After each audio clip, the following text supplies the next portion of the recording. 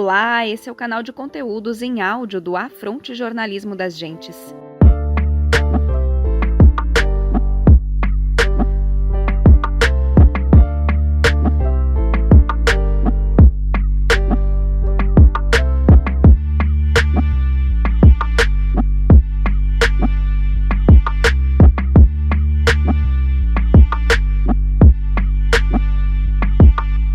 Olá pessoal, espero que estejam bem. Kleber Busato Sim, Regional Sul, equipe Florianópolis, seguindo aqui com o curso da Ideologia Capitalista, a Conjuntura Político-Indigenista no Brasil. Neste capítulo 11 vamos tratar sobre o modelo do liberalismo clássico do capitalismo.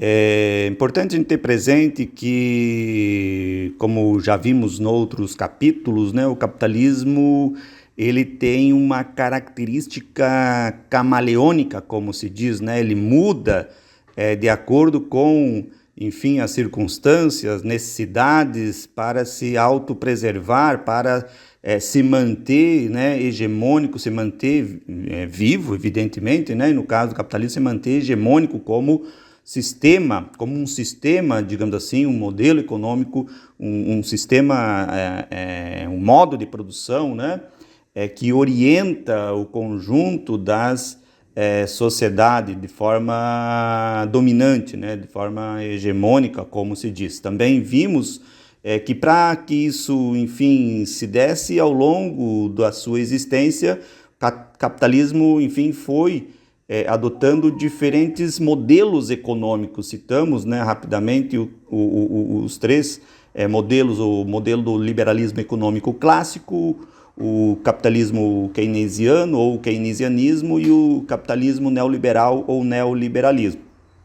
Nós sabemos que o conceito de ideologia ele pode ser entendido como um conjunto de ideias, de valores, de crenças, de princípios que formam uma compreensão, que formam, enfim, a atuação, moldam a atuação das pessoas individualmente e também a atuação de grupos sociais em relação ao mundo, em relação à sociedade. A ideologia pode ser entendida, então, como um conjunto de ideias que formam uma visão de mundo, uma cosmologia, um guia para uma orientação, para a ação, uma forma de interpretar a realidade.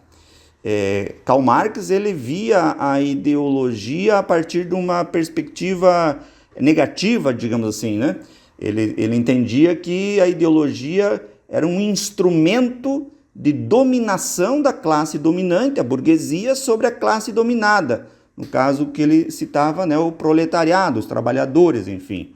Então, na sua interpretação da realidade em que ele vivia, ele entendia que existia uma infraestrutura que era formada exatamente por essa dimensão econômica da sociedade que mantinha o sistema capitalista de dominação, mas essa infraestrutura ela não atuava, ela não se sustentava sozinha, no âmbito da sociedade contemporânea no seu período, Então ele entendia que existia essa infraestrutura, ou seja, essa economia capitalista, ela era respaldada, ela era legitimada por uma superestrutura. E essa superestrutura era formada pelo Estado, pela política, pela cultura, pela religião e pelas ideologias.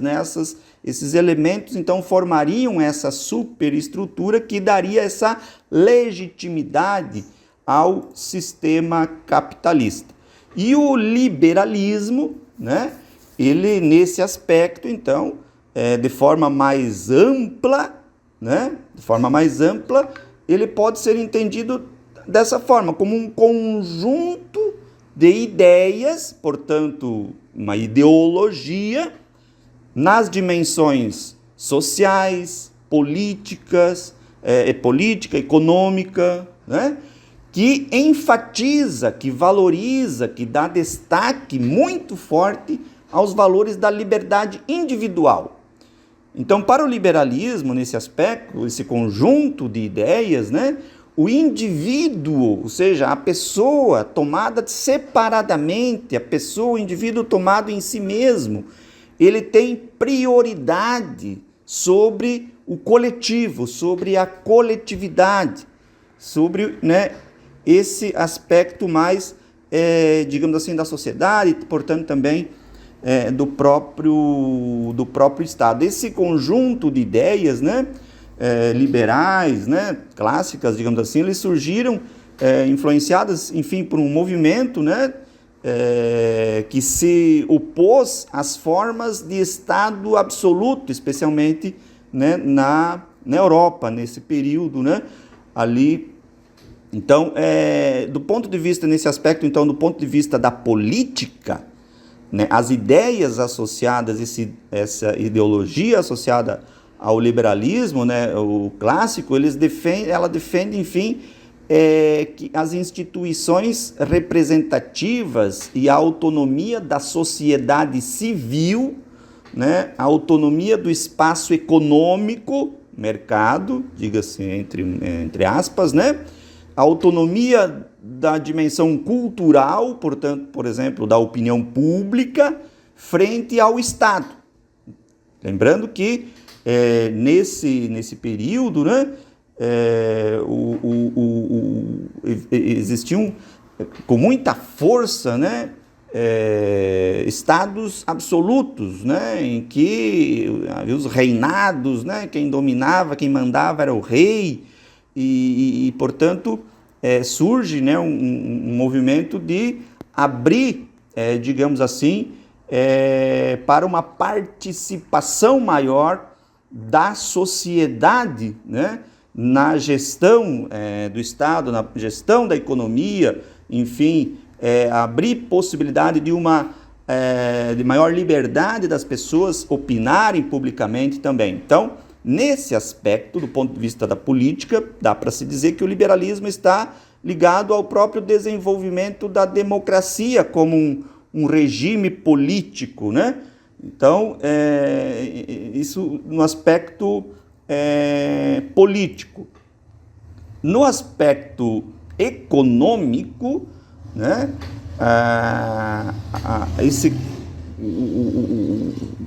o liberalismo ele deu assim vazão à dimensão do mercado frente ao Estado, né? Então, um dos ideólogos liberais clássicos ali do século XVIII foi o Adam Smith.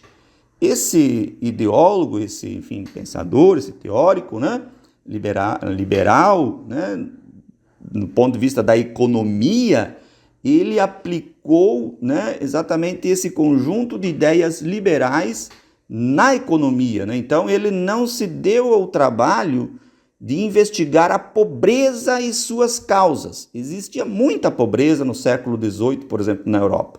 Mas esse Adam Smith, ele não se preocupou com a pobreza. Para ele, a riqueza é que era gerada. Esse Smith defendia então essa ideologia de que a riqueza poderia ser produzida infinitamente, né? Isso, evidentemente, de forma intencionada, né? Ele, portanto, essa corrente de pensamento, né, ela defendia, né, que o Estado deveria ser diminuído, o chamado Estado mínimo, né?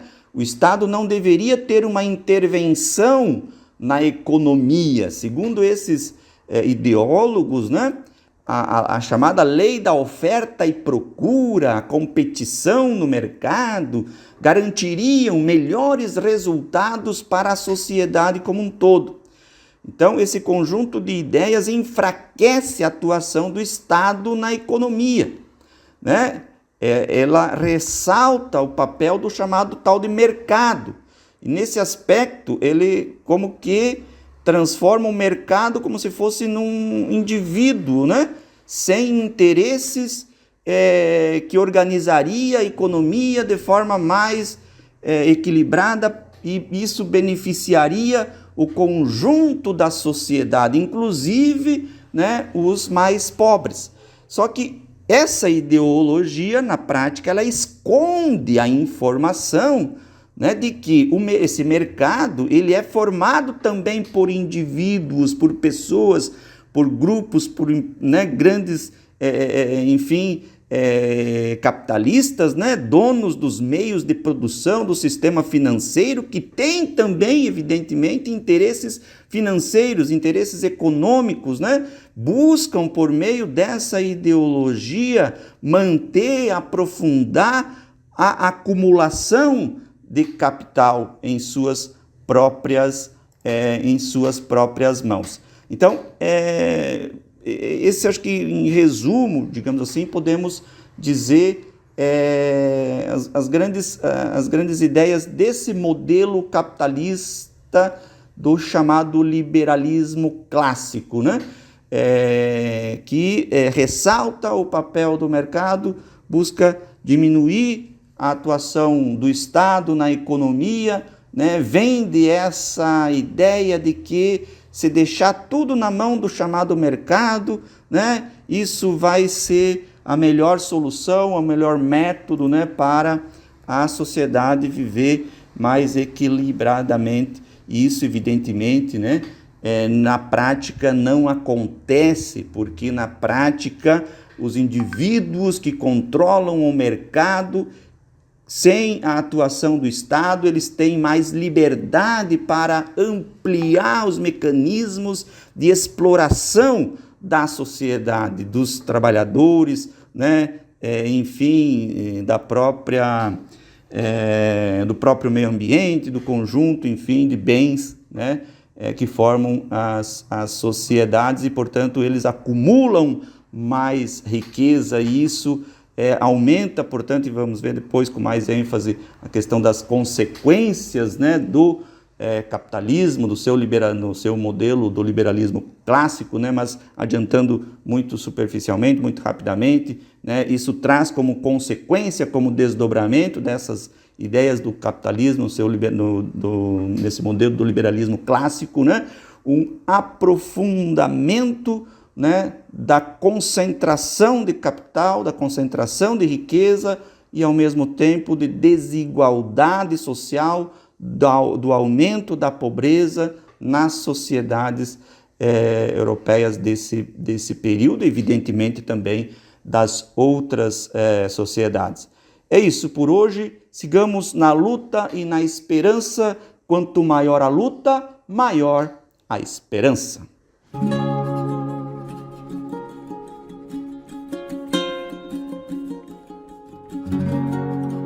Acesse as nossas redes no Instagram, Facebook e YouTube digitando Afronte Jornalismo, tudo juntinho.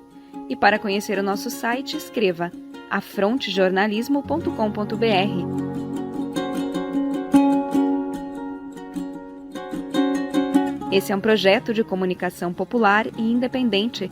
Você pode apoiar com o Pix que está disponível em nosso Facebook e compartilhando os nossos conteúdos.